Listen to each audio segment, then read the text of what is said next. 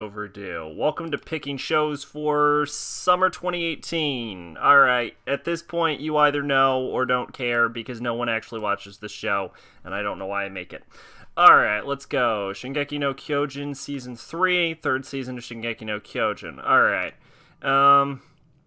So I watched Season 1, and I think I actually talked about this on what I watched this week. I really liked Season 1 because of its military aspects, but I realized I didn't give a fuck about any of these characters. And Season 2 had a lot less military drama going for it, so I didn't like that as much. It was also shorter. I don't know if they still have the military drama part of it. It's listed. I believe it wasn't listed for Season 2. Yeah. Oh, it was. Oh, what the fuck do I know? So yeah, I'll watch it. Hopefully the show gets better. Alright, let's see. Overlord Season 3. See, Overlord Season 3, I already mentioned Season 2 is probably like my number 2 for the year. Something like that. It's high up there. And this is the exact reason the top 10 list excludes more than one entry per franchise. Not that I'm guaranteeing this is going to be on here, but yeah, I don't know why I'm scrolling down for that. This is just the third season of Overlord, and Season 2 aired this year as well. So, only one makes it on the list. Actually, I don't even know if any of them are going to make it on the list. We'll find out. This is Satsu Riku no Tenshi. Oh, yeah, and I made my mouse visible this time. I don't know if I did that last time. 13-year-old Rachel awakens to find herself trapped in the basement of an abandoned building. Without any memories or even a clue as to where she could be, she wanders the building lost and dizzy. In her search, she comes across a man covered in bandages. He introduces himself as Zack, and he wields a Grim Reaper-like sickle. Strange bond is struck between them, strengthened by strange, crazy promises. The two, trapped in the strange building, don't know why the fate has placed them there, but they will work together desperately to find a way out. I heard that this was based off of... I think this is the game that was based off of an RPG Maker game. Let's see. It says source game. Yeah, I think this is the one that was based off the RPG Maker game. So is this an adaptation, or this is an adaptation of the anime? I'm not sure. But, yeah, this is a manga. Started airing 2015. I don't know. Same plot. It's not getting great reviews, and But then again, only 8,000 people have watched it. I wonder what the stats are. See, this is the advantage of starting the series like 2 weeks into summer, is that I can look at what other people are saying. They're saying it's okay. Yeah, I don't know. If I hear something good about it, I'll watch it, but otherwise I'm gonna skip this shit. Let's see. Isekai Maoto Sokan Shoujo no Dorai Majutsu. That's a fucking... How not to summon a demon lord. That's not what that title says. That's Isekai. And that's Mao. And that's Shoujo. And that's Majutsu. So this right here... is very clearly skipping some words in this title. This is clearly a localized title and not the actual one. Here it is. The King of Darkness, Another World Story, Slave Magic. There we go. There we go. Or The Otherworldly Demon King and the Summoner Girl's Slave Magic. That's probably, like, the literal translation. But, alright. In regards to the MMORPG, oh god, just make a fucking isekai show. Don't make it an isekai show in an MMO. That's becoming a thing, and it's actually more annoying to me than the actual isekai genre. In regards to the MMORPG, Cross Reverie, Sakamoto Takuma, this is an easy to say name, boosted an overwhelming strength that was enough for him to be called the Demon King by the other players. One day, he gets summoned to another world with his appearance in the game. There are two people that insist, I'm the real summon master. Takuma gets slave turning magic used for summon beasts cast on him by the girls. However, the peculiar ability Magic Reflection is invoked, and he enslaves them, doesn't he? The ones that were turned to slaves were the girls. Oh boy, who saw that coming? God, that's... oh boy. Takuma was bewildered. He's the strongest magician, but he doesn't have any social skills. Panicking, the first words that come out of my mouth were ones that he used inside the game role-playing the Demon King. I'm amazing, you say? Of course I am. I am Diablo, the one feared as the Demon King. This is the story, the Demon King acting that would soon inspire the world in his other world adventures that he plunges through his absolute strength. Raise the curtain. Okay, when the fuck was this made? This novel was written in 2014. This sounds like a shameless ripoff of Overlord.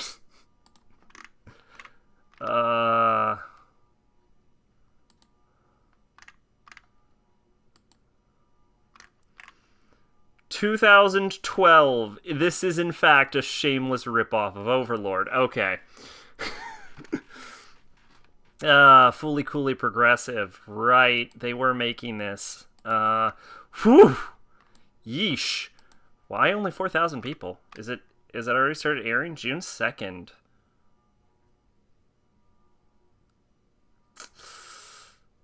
To July 7th. It's already finished airing. I think. I don't know what date it is, even though the date's blatantly in the corner of the screen. Shut up. In the new season of FLCL, many years have passed since Naoto and Haruko shared their adventure together. Meanwhile, the war between the two entities, known as Medical Mechanica and the Fraternity, rages across the galaxy. Enter Hidomi, a teenage girl who believes there's nothing amazing to expect from her average life, until one day when a new teacher named Haruko arrives at her school. Soon enough, Medical Mechanica is attacking her town, and Hidomi discovers a secret within her that could save everyone, a secret that only Haruka can unlock. But why did Haruka return to Earth? What happened to her Rickenbacker 4001 she left with Naota? And where did the human-type robot Canty go? I haven't seen Fully Cooley in forever. I don't know. The thing about Fully Cooley is I certainly liked it, but it didn't require a sequel in any way. So I don't know if I want to watch the sequel. I'm going to say no for now, and you're probably going to find out in like 6 weeks I watched the whole fucking thing.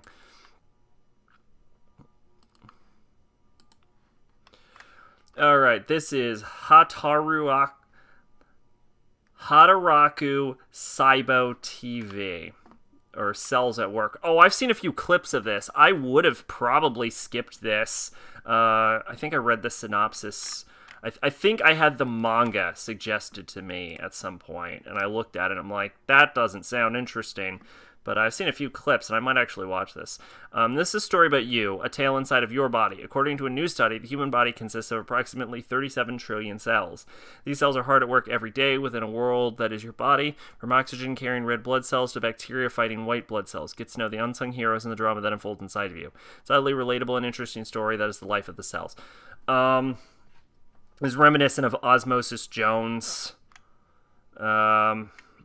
I'm mildly hemophobic, so I'm not sure it's a good idea, but from what I've seen, it looks like an interesting show, so I think I'll give it a shot. Hopefully I don't fucking pass out. Alright, Granblue. It's getting positive reviews, but again, no one is watching this, so that doesn't mean shit. Among the seaside town of Izu's ocean waves and rays of shining sun, Iori Kitahara is just beginning his freshman year at Izu University.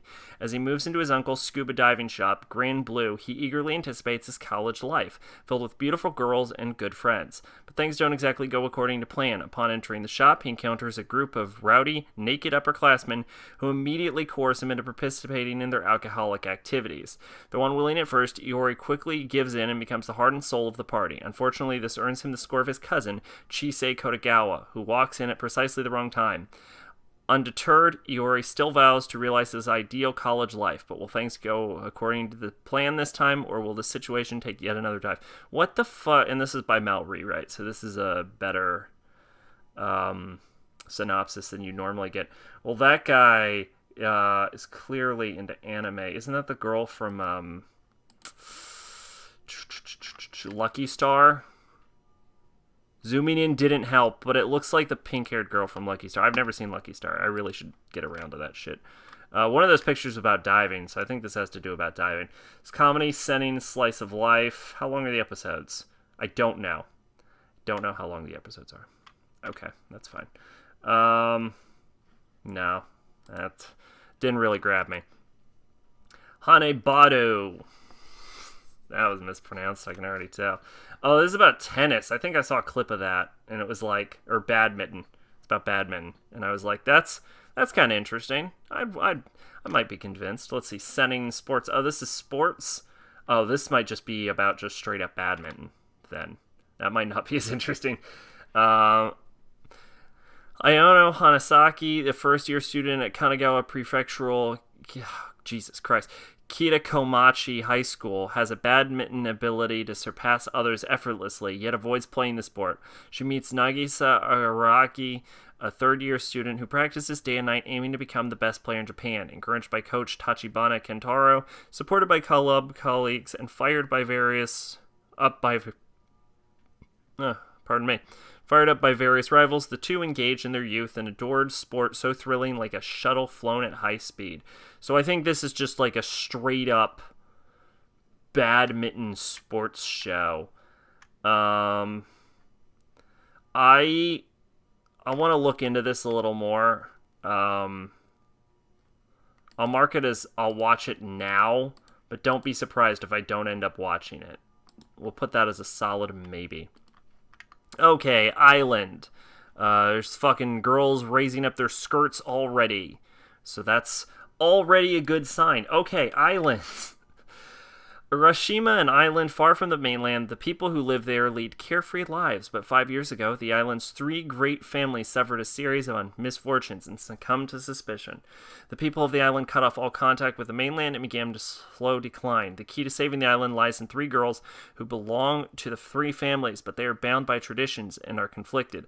On that island, a lone man washes ashore. The man claims to be from the future, and he begins a solitary struggle to change the island's fate.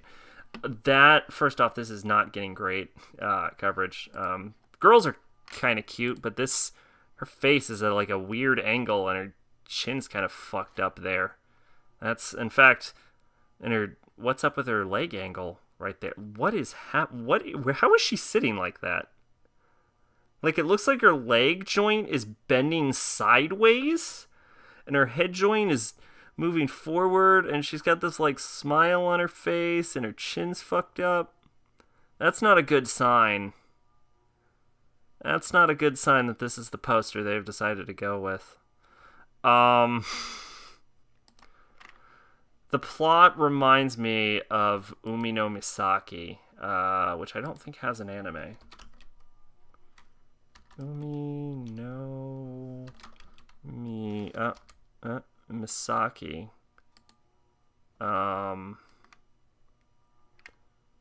Goto Nagi has traveled to the southern island of Okitsumashima and ventures out to see Umi no Misaki, a striking cape jutting out into the ocean, but when he arrives he finds that there is much more to this cape than a wondrous view. There's something peculiar about the cape and about the island's inhabitants. Okay, that didn't explain jack shit. Basically there's three fucking maidens, and it's about a guy who comes there and they think he's the reincarnation of their god. So it's like this, except this has a guy from the future and they're pushing the supernatural aspect a little more. Not that it's a wholly sci-fi, yeah, so the dude's like actually from the future. I am not gonna, that's a shame. I would have liked a cute little moe show, but I will be skipping that. This girl is fucking adorable, just outright. And look at her little cleavage; they're fucking huge. Yuragi So no Yunasan. Okay. Fuyazora. Oh, that was easier than I thought. Kogarashi has the ability to see supernatural and has been possessed by a ghost since he was a kid. This caused a lot of trouble in his life, but he now has learned to fight back against the evil spirits. Unfortunately, he's now very poor, homeless, and hoping for a happier, more normal high school life. In his search for housing, he's introduced to a very cheap boarding house called Urraca Manor, which was formerly a popular hot springs inn. It's so cheap because the house is haunted by the spirit of a high school student whose corpse was found there.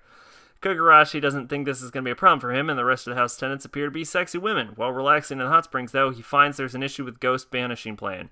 Urraca Manor's ghost is a 16-year-old girl named Yuna who lives in his room. Kogarashi has no desire to hurt a ghost girl, and instead he ends up agreeing to help her figure out her unfinished business. That way she can move into the afterlife before turning evil and falling into hell. Once it is clear that this is fine with Yuna, the other tenants reveal their own supernatural secrets. His life in Urraca Manor is going to be far from ordinary. Okay, so about that.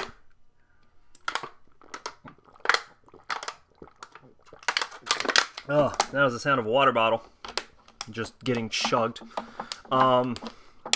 What I find interesting is this line right here. She can move into the afterlife before turning evil and falling into hell.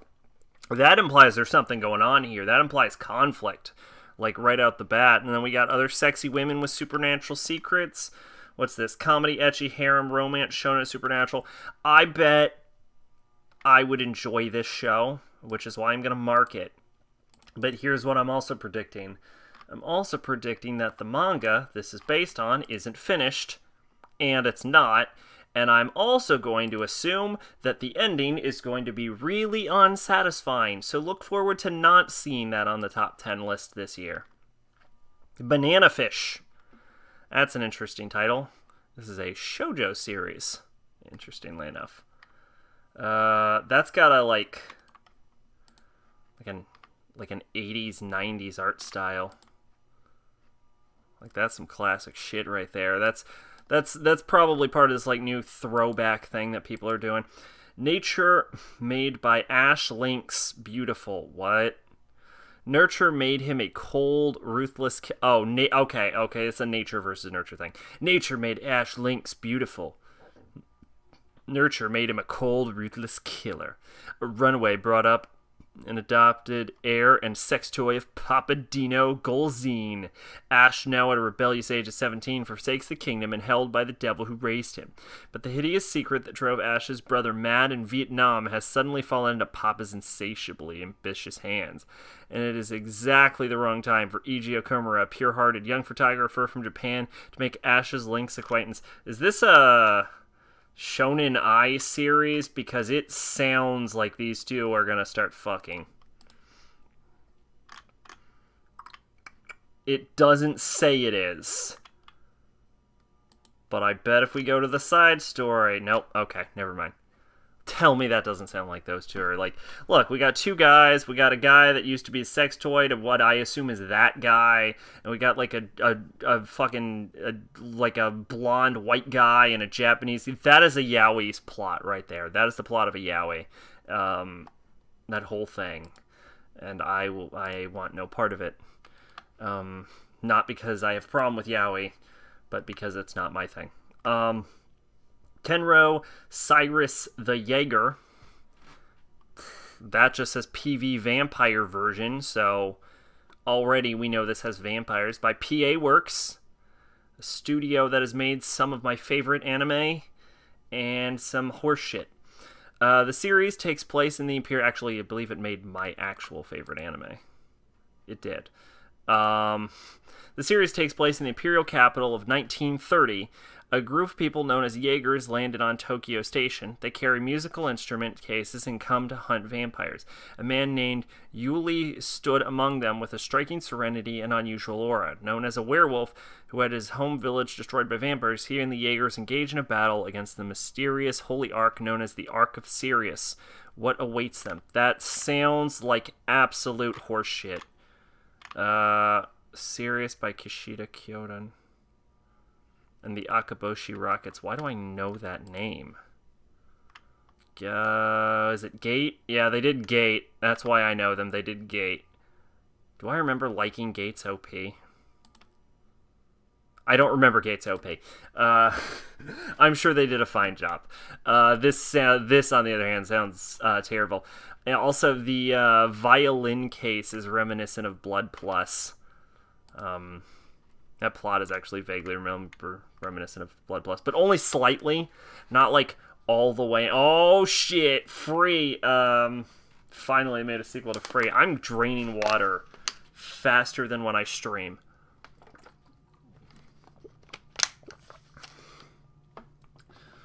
Alright. Hyakurin no how to Seiuku no Valkyria. Some urban legend... Okay. I clearly see a word in the English title that is not in the Japanese title. Einherjar is my assumption on how to say that. This has a Nordic twist, clearly. Some urban legends are best left untested. Yudo Suo gets more than he bargained for when he joins childhood friend Mitsuki Shimoya in testing out an urban legend. When he uses his phone to take a picture of himself with the local shrine's divine mirror, he's whisked off into another world, one heavily steeped in the lore of Old Norse myths. Using his knowledge gained from school and from his solar-powered smartphone, he has the of course it's fucking solar-powered. He has the chance to bring the Wolf Clan, the same people who cared for him, to prominence, all while earning the adoration of a group of magic-wielding warrior maidens known as the Einherjar. I actually have no interest in Norse mythology. And the fact that he has a fucking smartphone, which, you know, we all know I liked Isekai smartphone, but just the fact that he had, like, he'll never be as good. This will never be as good as fucking smartphone, is what I'm saying. This is called Seven Senses, another fucking MMORPG. Oh god. Sword Art comes back for one fucking season, and it just drags everything with it. Shichisei no Subaru.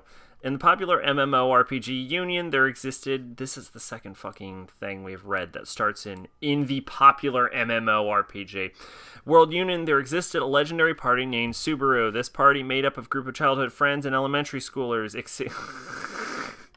group of childhood friends and elementary schoolers. Just... specifically elementary schoolers, exceeded the limits of the game with their various senses. However, due to an incident which resulted in the death, Union ended its services and the group of childhood friends went separate ways. 6 years later, high schooler Haruto logged into the new reunion and reunited with a single girl, Asahi, one of old Subaru party members and his childhood friend who should have died 6 years ago. Is she a digital ghost or blah blah blah? This is by Lurch. Did they do...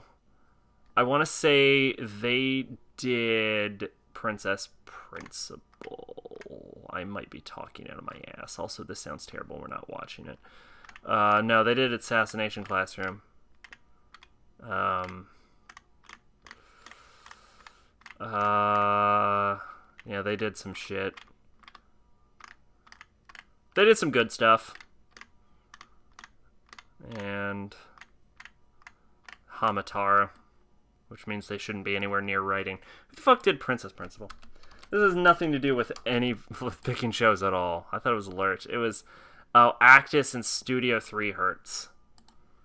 Alright, well, I'm clearly not an expert at who did things. Free, Dive to the Future. It needs no synopsis. Look, if you're into Free, you know it already. And this is the third season of Free? I didn't even know they made a second season of Free. What was it? Free Eternal Summer was the second season of Free? Oh, yeah, it was. Huh. Yeah, I've never seen Free and have no interest in it. Happy Sugar Life. It's a horror. It's a shonen horror. That's interesting. White Sugar Garden, Black Salt Cage. That's just a better title. This is a shivering, pure love psycho horror story of a girl named Sato Matazuka who has someone she likes. She experiences a sweet feeling when she sleeps with her and thought it must be love. Everything will be forgiven as long as she protects this feeling, even if she tricks, commits crime, steals, or kills, she thought. So this is about a fucking yandere. And this is a lesbian love story with a fucking yandere. My guess is the pink-haired girl is the yandere. She also has the cuts in the title. That didn't zoom in at all. That was completely unhelpful. And then this is the girl. She's just in her like night clothes, and this girl has like a wedding veil. So I bet it's the pink-haired girl that's the fucking crazy one. You know what? I'm down. I'm down for that. Let's find out where that's going. Chio-chan no Sugegakuro. What? Okay, before I even read this, what the fuck is going on here? We've got a man with a shinai. We have a girl who looks like she's going to wrestle, but she also looks like she's going to tickle you, or she looks like she's going grar. We have a cute glasses girl charging forward valiantly. We have a girl in the background doing a backflip, and then we just have a fucking fish. My guess is this is about fishing. This is a story of a nerdy bookworm girl. Oh. For this being her story, she sure wasn't the one that was standing out the most. It was the fish that was standing out the most. And these two, because they're in the front. A nerdy bookworm girl on her way from school. And yes, that's the entire premise. Well, okay then. You just put that out there. She's on her way home from school. That's the premise. Although this could be like the time show from last season. Not last season. The season before last season. Kokoku, I think. Where it all took place in like a second. So, she's not getting to school anytime soon. Taking her usual route to school, it becomes increasingly unusual venture, and all the more ridiculous as it carries on. It takes an unpleasant sentiment many can empathize with, the feeling of tardiness, and brings humor to it and makes it a hilarious situation to look back upon. If this entire anime is this girl trying to get to school, I bet you this is going to be a good fucking show. Comedy setting series. Is it over? It's not over. The fact that it's not over is... Fuck off, Pache. The fact that this is not over is the crazy part. And it started in 2014. Which is what I'm worried about, but I bet you this is going to be real good. I don't trust these 3,000 people. In fact, I bet if I look at these stats, they're fucking crazy people. Yeah, I'm seeing most of them give them 7. Yeah, I bet that's gonna be real good, actually. Asobi Asobase. Hanako, an athletically proficient yet thick-headed student with a weird fashion sense, plays a game with the American transfer student Olivia. However, their vigor irritated their classmate Kasuki, who dislikes playing games since she has always been teased by her sister for being bad at them. With a turn of events, it found out that Hanako is terrible at English. Thus, she asked her foreign classmate Olivia to help her. But Olivia, who is born and raised in Japan with foreign parents, can't actually speak English at all. I feel like she's not American or a transfer student if she was born and raised in Japan. So every part about this opening line is wrong. Well, not every part, but this specific American transfer student is wrong. She's not an American transfer student. She was born and raised in Japan. Can't speak English at all. Watch these girls surveil school life comedy. Nah, I'm good. I'm sure it's delightful, but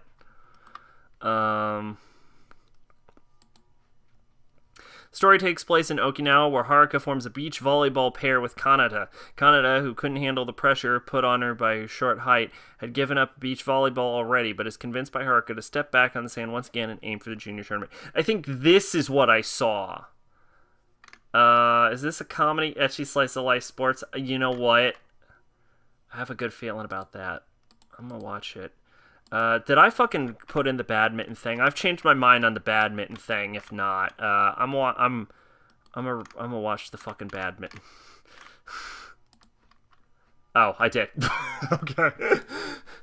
Backstreet Girls Goku dolls. Yeah, I think I had the manga suggested to me a long time ago, and I'm like, oh, no. Here's what it is. I saw the cover, and I'm like, oh, that looks interesting. And then I read the premise, and I'm like, I'm out. A group of 3 Yakuza failed their boss for the last time after messing up an important job. The boss gave them 2 choices: honorably commit suicide or go to Thailand to get sex reassignment surgery in order to become female idols. After a gruesome year training to become idols, they successfully debut with overwhelming popularity, much to their dismay. This is where the tragedy truly begins. Yeah, this is... I don't even know how this happened. The fucking doctors in Thailand are fucking miracle workers if they pulled this shit off. But, look at that. How the fuck they do that? They reduce their entire body mass. Yeah, that's not happening. Joshin Dropkick. Yeah, I'm gonna tell you right now, I've seen a clip from that and it's not gonna happen.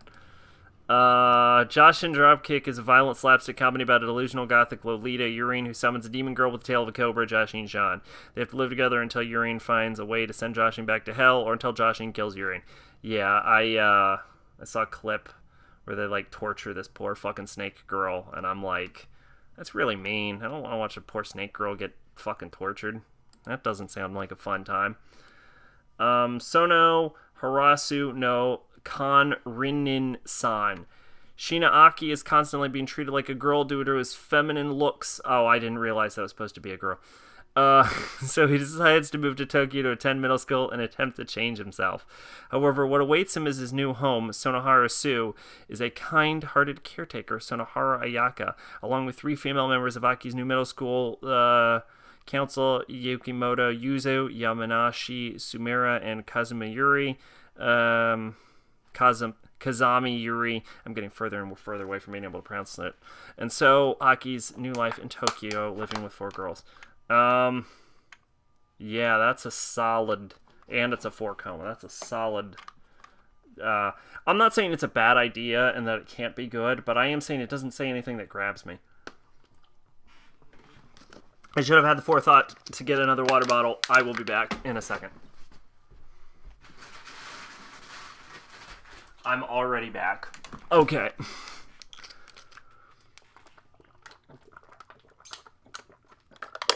Ugh, boy, I am thirsty. Alright. Second season of the final arc of Gintama. Obviously, I'm not going to watch this because I am not watching Gintama. Is Gintama fucking over yet? No, it's been in, like, the final arc for, like, 3 years. High Score Girl. It's about a girl in an arcade, isn't it? The year is 1991. The year is 1991, and 6th grader Yaguchi Haru only has video games to live for. A lot of low scores this season. Maybe this isn't as like, fire as the last 2. He's not popular in school and has neither handsome, funny, nice, nor even friendly.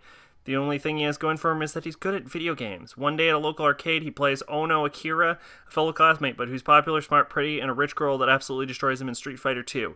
Not only does he lose to her 30 times in a row, he can't beat her in any game. Haru can't seem to shake Akira off as she follows him from arcade to arcade every day after school and beats him every time. As weird as it sounds, the odd couple become a strange bond of friendship. Is this a short show? No. Like, if it was like a 10-minute episodes, I might be able to get into it, but I wouldn't be willing to sit through like 20 minutes of that for like 12 episodes. This is worrisome, just the word I see, Holmes, in it. Kyoto Teramachi Senjo, no Holmes. Based on mystery novels written by Mochizuki Mai, there's an antique shop in Kyoto's Teramachi Sanju shopping district. High school girl Masahiro Oi unexpectedly runs into Yagashira Kiyotaka, the son of the shop's owner, and ends up working part-time at the shop. Kiyotaka is called the Holmes at Teramachi Sanju, and he and Oi solve odd cases brought by various clients. Nope. Man, this is there's really nothing grabbing me this season. Which is good, I guess, because the last 2 were crazy. Anglomoy Genko Kasanki. The scary great king comes from the other side of the sea. The big incident Genko that shook medieval Japan is being drawn in an original way in this historical anime, along with the beginning of the samurai. What the fuck was Genko? Hold up, we're gonna learn some shit. We are gonna learn some shit.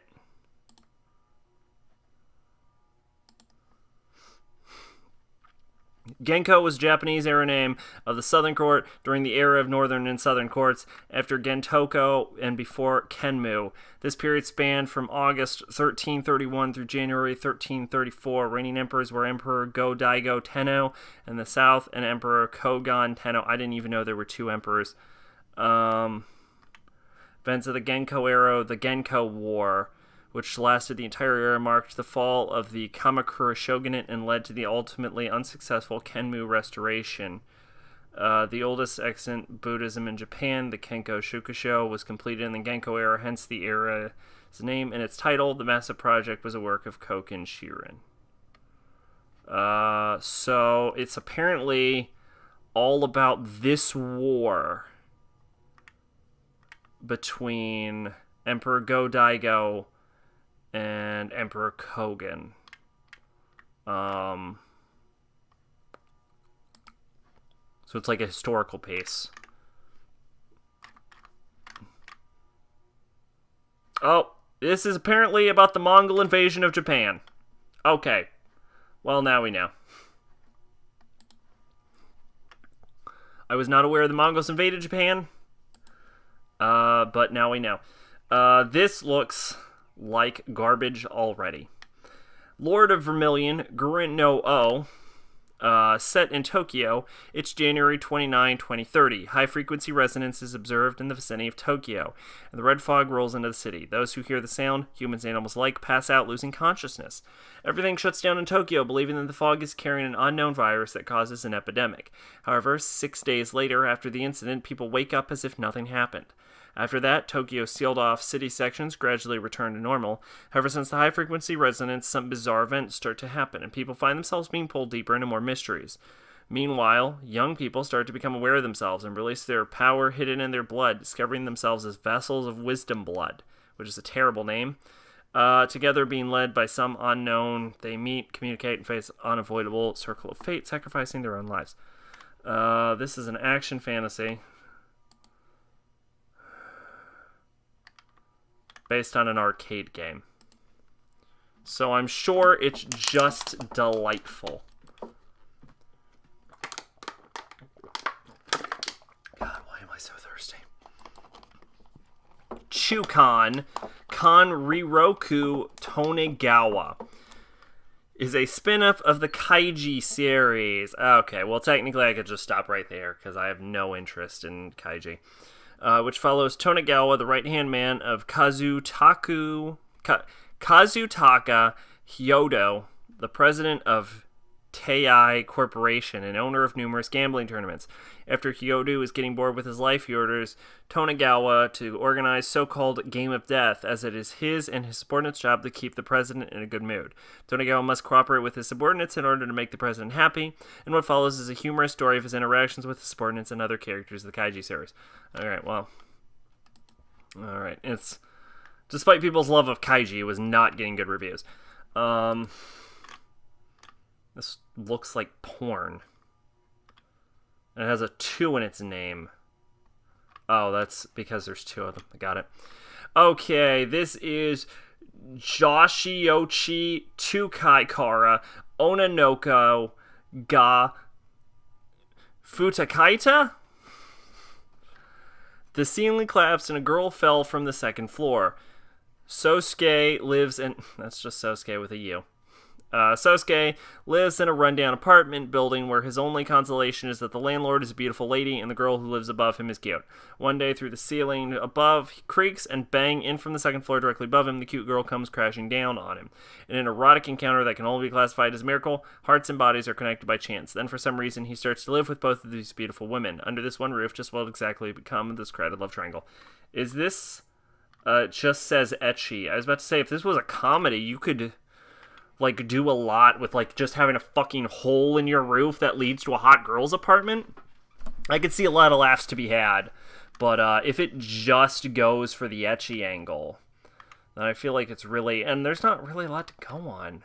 I don't even know who made this. It's based on a manga, but this isn't linked to the manga.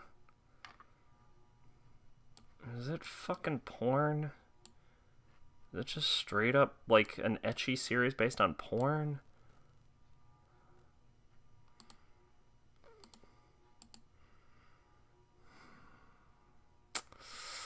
Nah, I have no idea. Alright. Well, we'll skip it then. Okay, Phantom and Twilight. I like the character designs just right out the gate. Set in modern-day London, the story takes place in a bizarre world where shadows are born from human fear and anxiety. A young girl arrives to study abroad only to be caught in a bizarre incident as she enters university. In a city with no acquaintances, the helpless girl wanders into Cafe Forbidden, which is a terrible name. A mysterious cafe that exclusively opens at midnight. She meets an assortment of handsome men employed at the cafe, where guardians who protect the boundary between humans and shadows convene.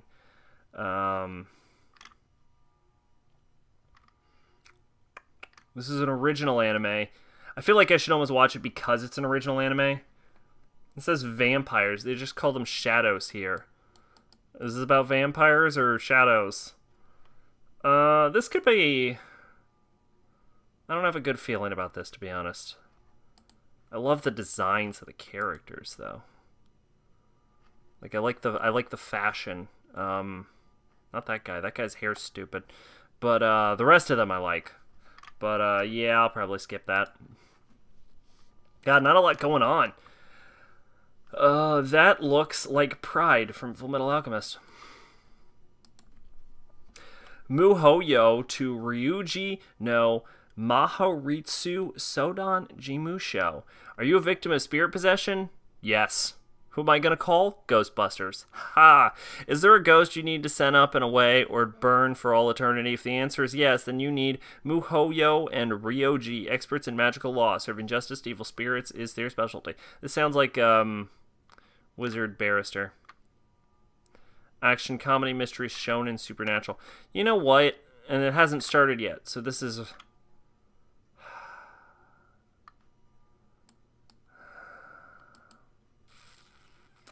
I don't know. I get a mixed feeling. I bet this is going to be like a 5.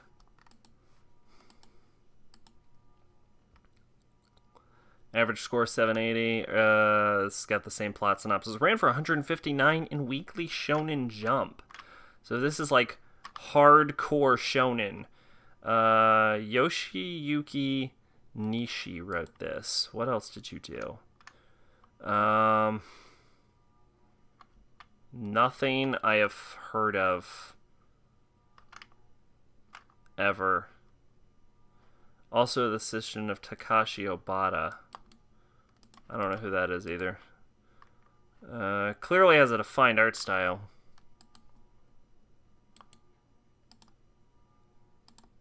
Who are you?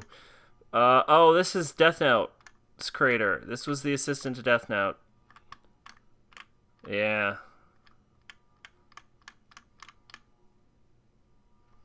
And apparently, the assistant to Death Note wrote a manga, did the art for some manga called PCP Koto no Kodumatachi, Perfect Crime Party.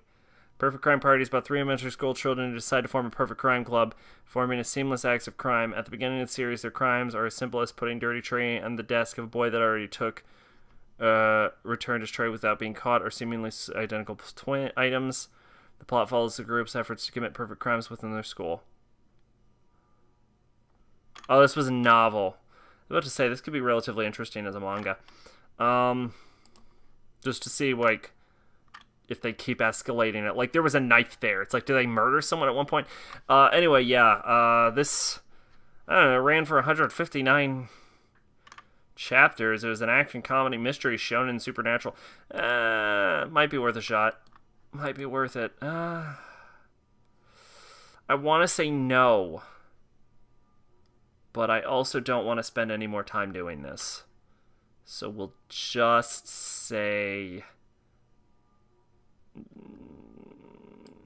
We'll try it. We'll give it a shot. We'll try it. This is the second season of One Room. This is One Room, second season. What the fuck is One Room? These girls are cute. What the fuck is One Room? One Room is a series of shorts that tell the story of your relationship with your neighbor, younger sister, and childhood friend. Oh, shit. This is like a first-person perspective of, This is like Pillow Boys. I might just watch this just to see what's up. Um, only because it has 4-minute episodes, by the way. Just to see what's up. Because Pillow Boys, if you have not watched fucking Pillow Boys, you need to watch this anime just once in your life. You need to watch fucking Pillow Boys. Oh boy. This is called Planet With. Right off the gate, I see a cat robot and a young boy and a nerd girl and a girl in a maid uniform. So I'm already checked out. But just check, this is an action mech sci-fi. So I've already checked out. Alright, goodbye. And there's no synopsis. You can't fucking hate on me. Okay, looks like we got a magical girl shit. Nope. This might just be about the band, but this girl has a sword, and I like the uniforms. Starlight is a song and dance revenue troupe loved throughout the world. Karin and Hikari... I didn't read the title. This is Shoujo Kagaki Revue Starlight. Revue troupe. I don't know that word, actually. Something musically related, probably. Karin and Hikari make a promise with each other when they're young that one day they'll stand up on stage together. Time passes, now the girls are 16 years old. Karin is very enthusiastic about the lessons she takes every day, holding a promise to her heart. Hikari has transferred schools and is now away from Karin, but the cogs of fate turn and the two are destined to meet again. The girls and the other stage girls will compete in a mysterious audition process to gain acceptance into their revue. I don't know what any of that means. She looks super fucking cute in this picture, though. Holy shit. She looks cuter zoomed out. Okay. This is SSSS Gridmen. An original anime title that was revealed by Studio Trigger at Anime Expo. Trigger has some good...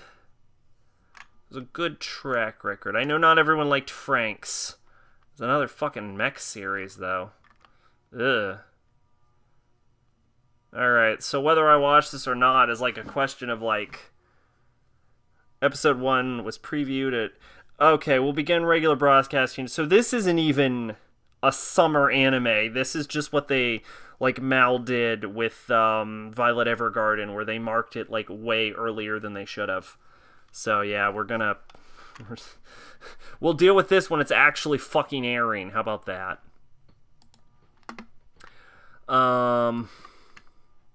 This is Yama no Susume 3rd season. I don't know what that is. Girls are cute. They're kind of tiny. 3rd climb. Is this about hiking? I'm going to assume this is about hiking. Various mountains they've climbed. This is about hiking. I went forward instead of backward.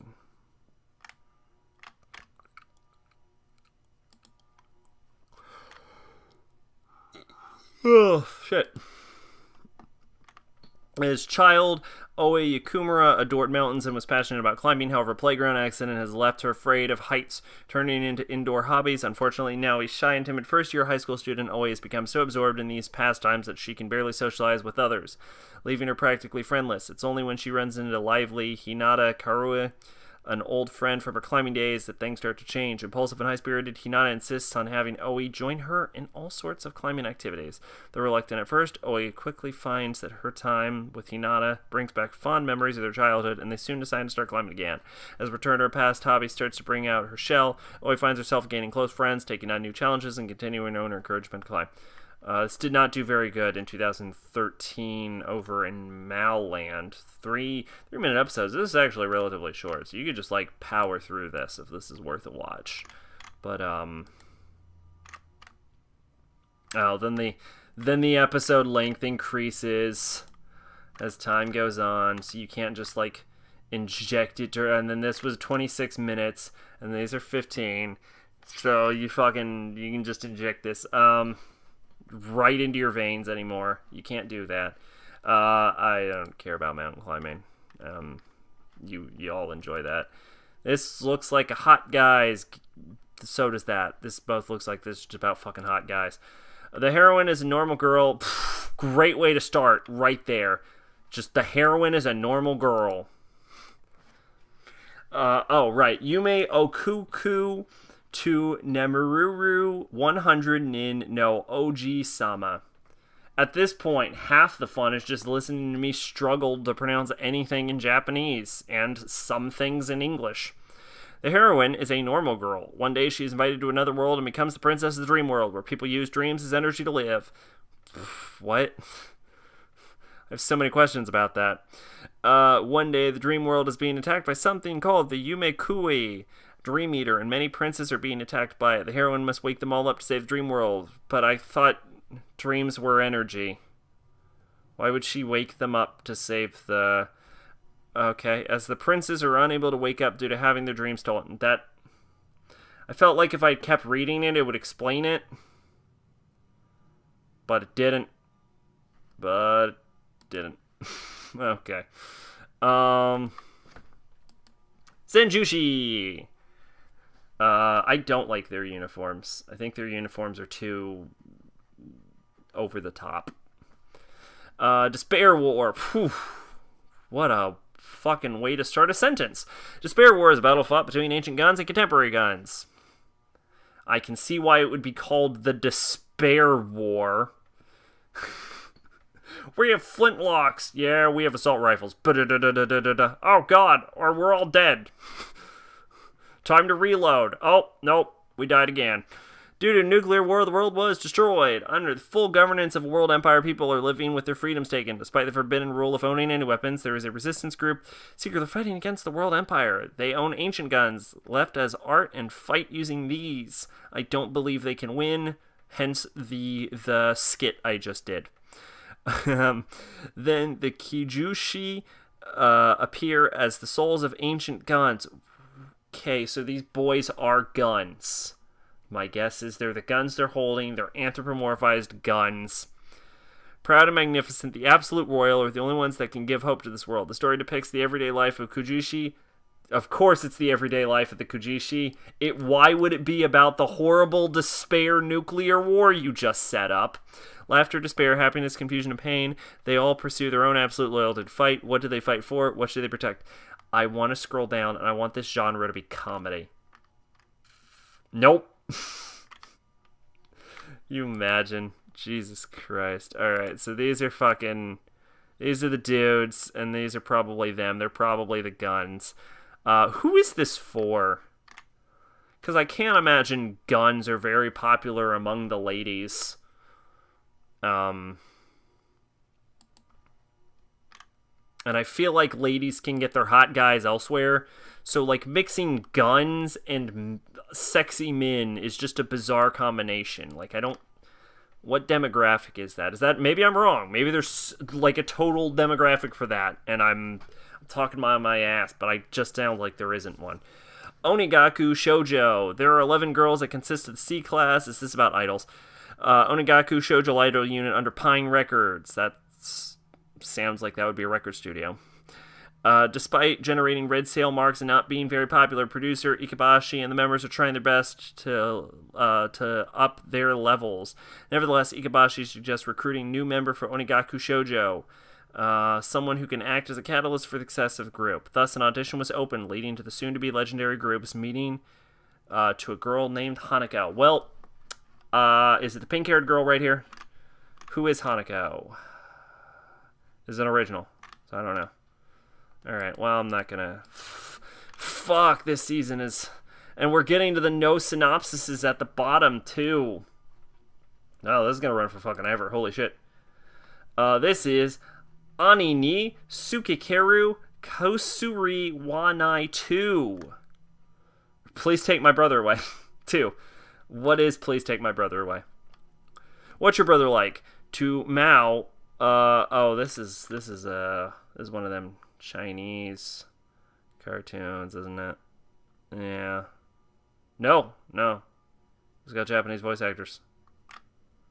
What's your brother like? To Mao, her brother Fen is someone who would tease her and make her explode 100 times a day. Literally. She literally blows up violently and regenerates. Not a peaceful day as the two are fighting every single minute. However, when trouble comes, Fen will become a caring, loving brother who protects his little sister at all costs. Alright, well, fucking...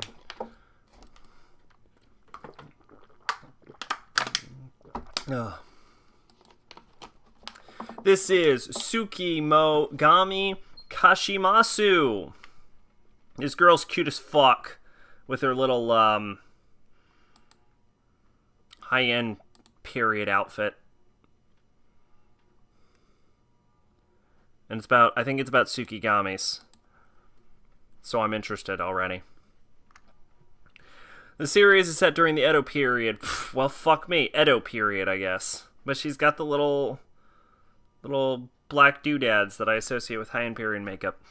In the Fukugawa ward of Old Edo, present-day Tokyo, because the area is prone to fire and flooding, the just the fact that it's the Edo period, I couldn't have gotten any further away from the time period I said it was.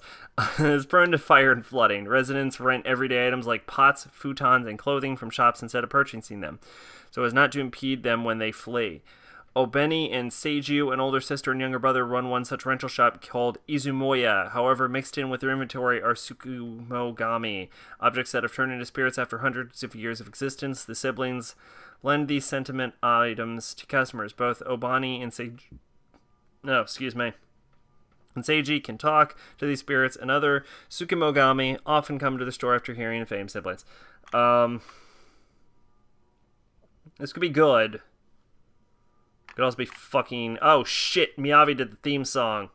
So I bet it's going to sound great. I bet it's going to have a great sounding opening. It was based on a novel. I don't know.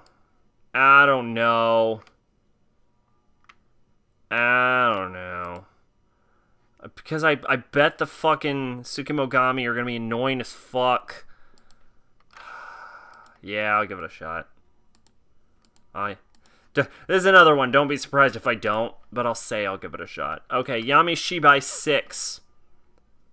This looks like a music video. That looks like a fucking real human. Japanese Ghost Story 6. Oh, that's utterly unpleasant. Oh, this is apparently part of like a whole story of something called Yami Shibai. Oh, I've heard of Yami Shibai. I heard it fell off after like season 6. Or season like 3 or whatever. Yeah. A season. I heard it fell off after a season, okay? Shut up. Okay, Agu Tensai Ningyo. This series is about a missing genius whose mysterious disappearance becomes a shady secret among successful members of society. Every single word of this told me nothing about it. I'm in. I don't know why I'm in. Something about the ballet girl and the fucking, just something, I don't know. I have a feeling this is either going to be amazing or just utter fucking horseshit. And like this man, look at this man's hair right here. What is up with this? I want to know. Okay, this is Bang Dream Garupa Pico. This is a mini anime featuring girls from Girls Band Party. I don't know what Girls Band Party is. It sounds like a game. It's part of Bang Dream. Oh, this is a winter 2017. This was before I did picking shows for it. Yeah, this is an idol thing about. Sounds a lot like K-On! Like, we got the bass, we got the guitar, and we got the other bass, and then we got the drums, and we got the piano. I can't help but notice the girl with piano has blonde hair. No, I'm not actually calling it a ripoff. This is Zoids Wild. This is just Zoids Wild. Cinderella Girls, Gakujo, 3rd season. So this is a fucking another Idolmaster thing, isn't it? Isn't Cinderella Girls an Idolmaster thing? This might be unrelated to Idolmaster Cinderella Girls. It's still an idol show. Let's see. There's more Cinderella Girls. This is Shinya Tensai Bakuben. This seems like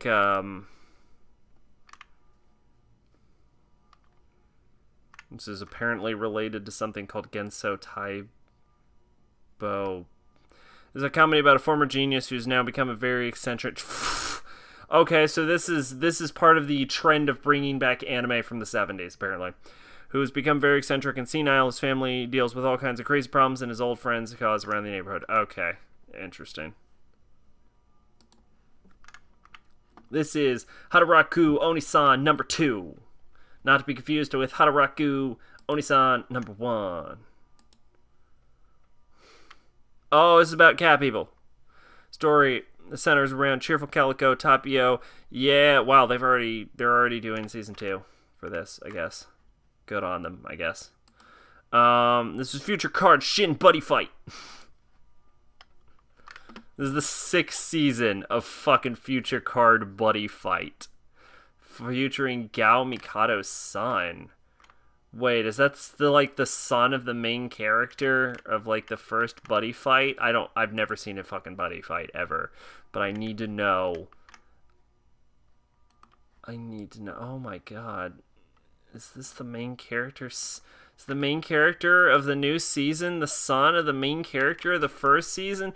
That's fucking hype as shit. Like, I'm still not gonna watch it, but I like the idea that they're like, they have a timeline and they're progressing it. What is up with these people's hair? What is up with card game characters' hairs, period?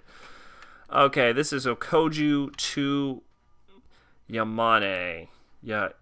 Yamane.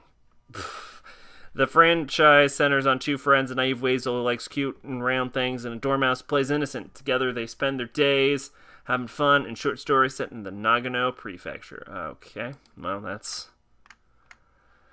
This is Oshito Mao no Pendulum Rilu Freelu. What? I feel like the more I'm clicking, the more questions are coming up. Freelu are fairies of flowers, insects, mermaids, or other entities that are born from Freelu seeds. All Freelus are born with their own key. They must search to find and open the door that fits only their key. Once the Freelu pass through the doors, they mature. The door is also related to the human world. Sounds like you could do a lot with this.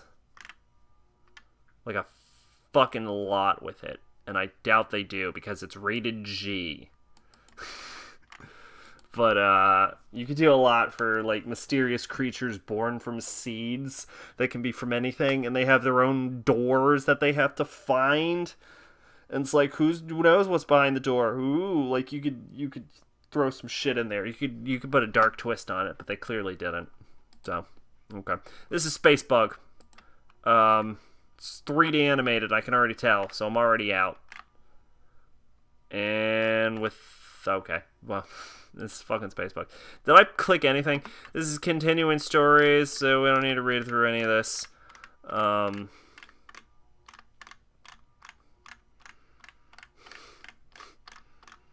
we already have at this point.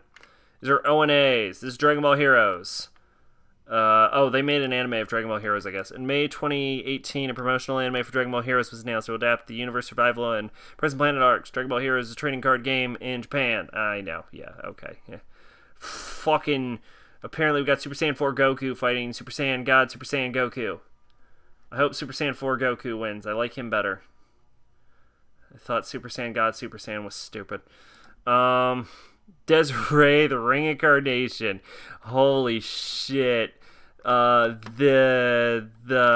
this already done airing? It's finished airing already. This is episodes 12 through 17. This anime was a fucking terrible piece of shit. The only cool idea is this girl right here, if you touch her, your head falls off. Everything else is awful. It was terrible. Don't ever watch it. I won't watch this. Fuck. Oh, actually, one thing I want to know. This is an average score of 611. Did people at least like these episodes better? Yes, but significantly less people watched this. So, this is some Chinese thing. Mao Dao Zushi, as Grandmaster founded by the demonic sect Wei Wuxian. If you thought I can't pronounce Japanese, wait till you hear me try and pronounce Chinese. Roamed the world in his wanton ways, hated by millions for the chaos he created. In the end, he was backstabbed by his dearest Shidi, I don't even know what that is, and killed by powerful clans that combined to overpower him. He incarnates into the body of a lunatic. He wasn't already crazy. Now he's crazy. He was abandoned by his clan and is later unwillingly taken away by a famous cultivator among the clans, Lan Wangji, his arch nemesis.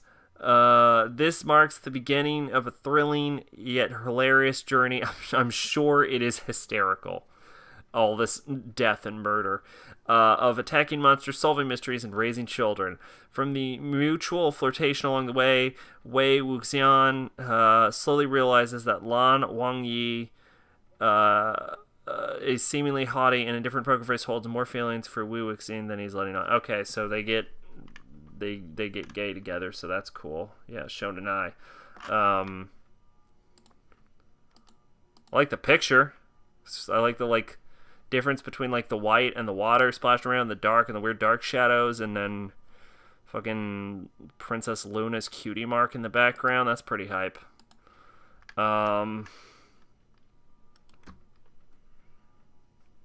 This I'm want to know where this is going. Aru Zombie Shoujo no Sanin, Calamity of the Zombie Girl. What a long fucking synopsis, dude. How long is this? It's an hour. So this is basically a movie. Late at night at Kikaka University, where all students have gone home for summer break. However, 5 girls who are members of the Occult Research Club have not gone home, calling it the first cool of the evening quest. The girls have decided to investigate a rumor about Tokugawa buried treasure and sneak into the universe data warehouse, where they find is not rumored treasure, but rather 2 extremely well-preserved mummies of 2 young girls. Sayaka Kamoshida, who is the one who originally get her friends to sneak with her into the warehouse, secretly steals the mysterious Stone of Life that placed inside both of these mummies. Disappointed in the outcome of not being able to find the hidden treasure, they leave the data warehouse. The theft of the Stones of Life is actually the trigger to resurrect these 2 mummies. One of the resurrected girls was the daughter of Foreman Baron, who, due to unexpected... Why were they mummified if one of them was a baron? The English were not known for their mummification. Due to unexpected incident, became an undead being magic. Her name is Euphorosine Studoion. Okay.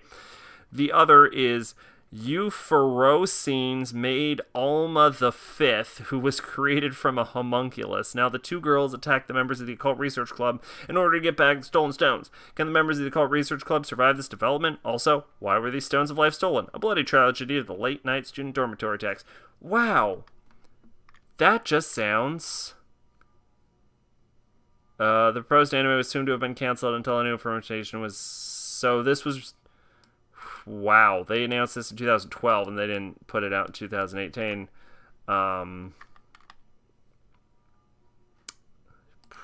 Not for an hour, I'm not. Overlord, play Pleiades 3. So this is the little, shorts for Overlord. This is Tales of Ray, 2018. Not to be confused with Tales of the Rays. The original, which was made for an iOS Android game. 2015. Good to know. Alright, OVAs, we've got Shingeki no Kyojin, Lost Girls. Didn't this already air? I thought this already aired.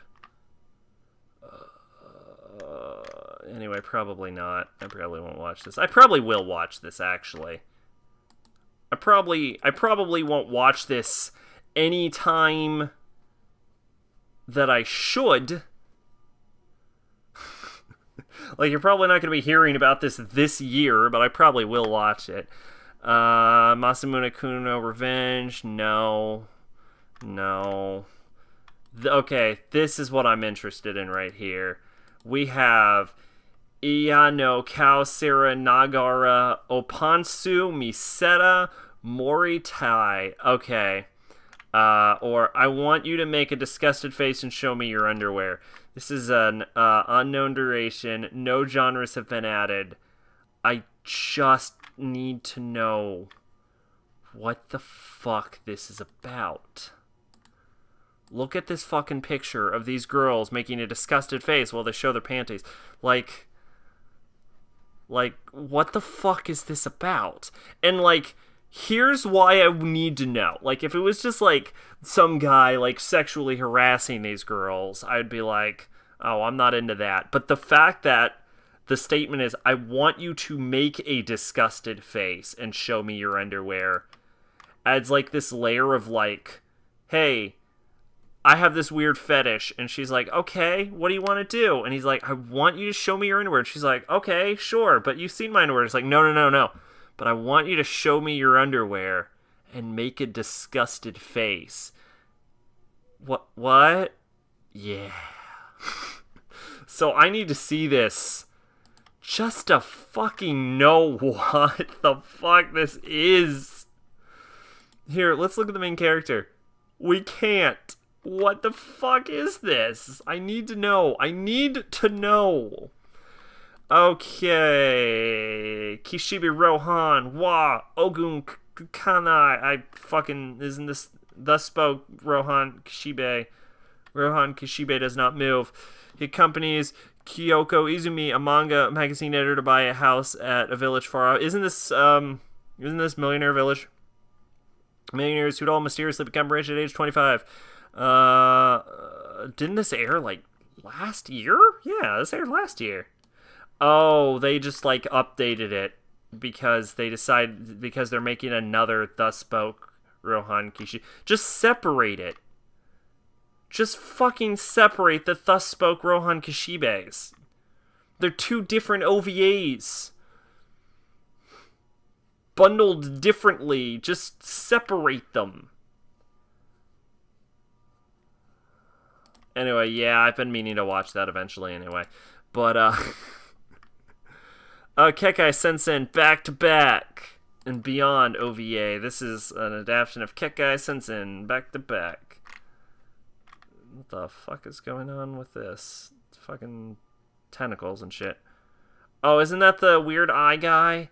You know, I've actually heard good things about this. I've just never wanted to watch it. This is the OVA. This is Terraformers. This is Golden Kamuy. How did Golden Kamuy do? I kind of shrugged that off, but I never heard anything about it afterward. It got a 770. I heard the animation was a little wonky. Queen's Blade Unlimited. I want to get into Queen's Blade. This is a sequel to Rebellion. But who knows if I'm going to watch that right now. Actually, I might as well just throw it on my plan to watch it right the fuck now. If, like I said, I wanted to get into Queen's Blade. I might as well just toss that shit on because I want to know what Queen's Blade's about. I want to deep dive the plot. This will deep dive into an unknown character in addition featuring the class of... I'm not going to watch the Urraca movie. K. I haven't watched K. We can just skip this safely. Nanatsu no Taizai movie. Is this just a Nanatsu no Taizai movie? Does this have any canonicity? I don't think it does. This is just a... We're getting into the end now. We're getting into the me shrugging everything off.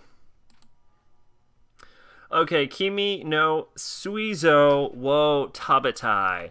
One day, I, a high schooler, found a paperback in the hospital. The Disease Coexistence Journal was its title. It was a diary that my classmate Sakura Yamuchi had written in secret. Inside was written that due to her pancreatic disease, her days were numbered, and thus I coincidentally went from just a classmate to a secret knowing classmate. It was as if I was being drawn to her, who is my polar opposite. However, the world presented the girl that was already suffering from an illness with an equally cruel reality.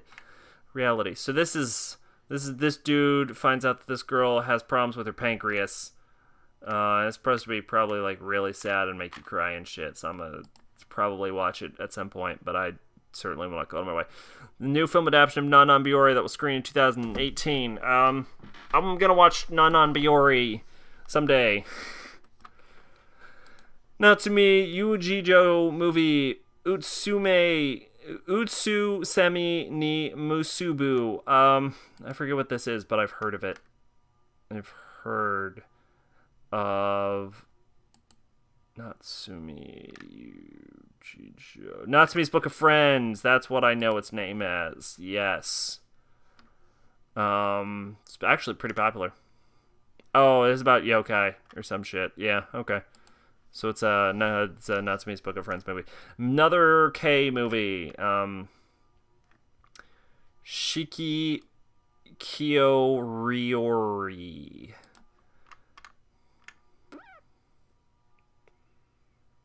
No idea. Looks Chinese.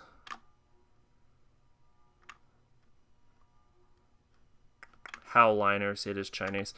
Penguin Highway. The novel centers around... The novel? God, they just fucking copy and pasted this, didn't they? The novel centers around a fourth grader, Ayoma-kun, investigating the mysterious reason behind the sudden appearance of penguins in his village, which is somehow related to a power from a lady working in a dental clinic. Wow, I do not like penguins, so I will be skipping that. Another K movie. Another one. This here is Don Ten ni Warui Gaiden Oku Tenbo Kakahashi, a series of side stories of the Don Ten ni Waru series. What the fuck is... What is this? That dude looks cool. What is this, though? What is... What actually is this, though? Is my question.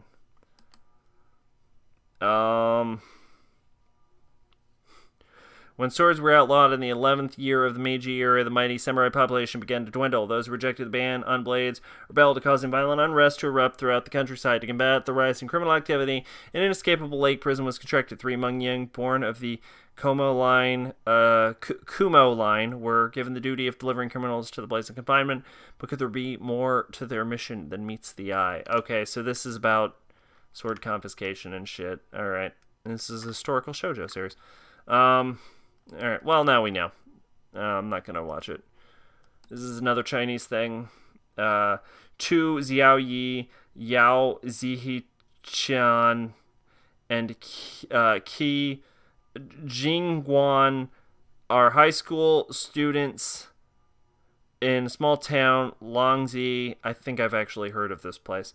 Southern China. This is a story about dreams, friendship, family, and their first love in their youthful days. It's apparently an adaptation of Crystal Sky of Yesterday, which is a cool name for a thing. Luckily, we're reaching the end here. This is Chisana Iu Kani to Tamago to Tome Ningen. Modest Tears will consist of 3 short stories of 3 different directors. Ooh, not a great sign.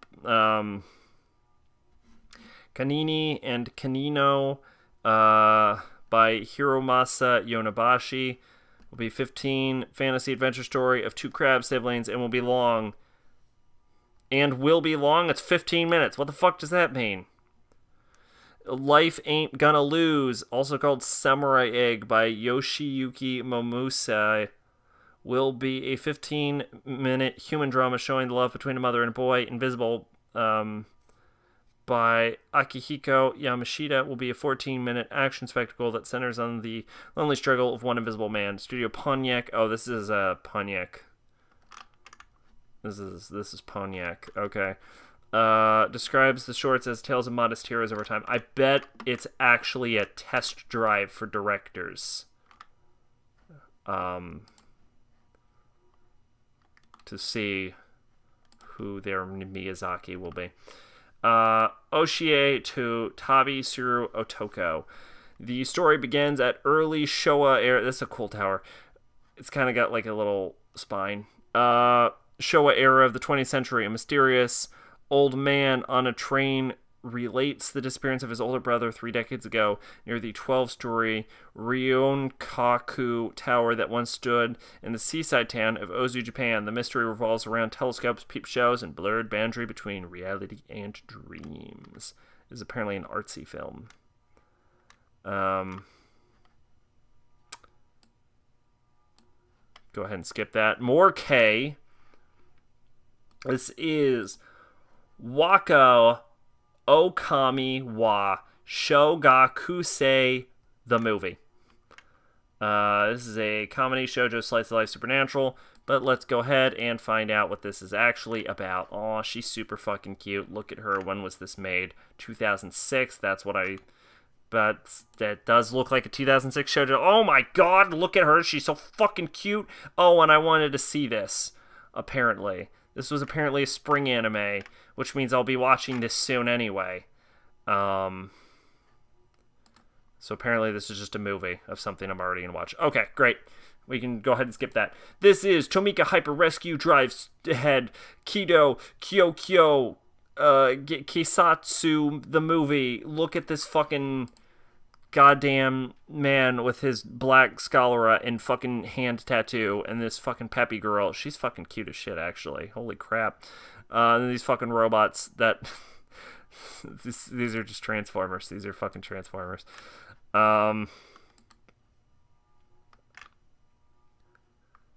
God, she is fucking great. Holy shit. She doesn't have her own thing, though. But I really like her.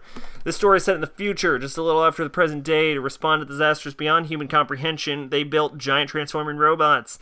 And the increasingly complexity of crimes and mishaps, the Mobile Emergency Police Force Hyper Rescue, an organization newly formed by the government primarily for life-saving, developed drive heads that are specialized with police, firefighting, and rescue capabilities. Drive heads are special vehicles that change from cars to humanoid walker vehicles.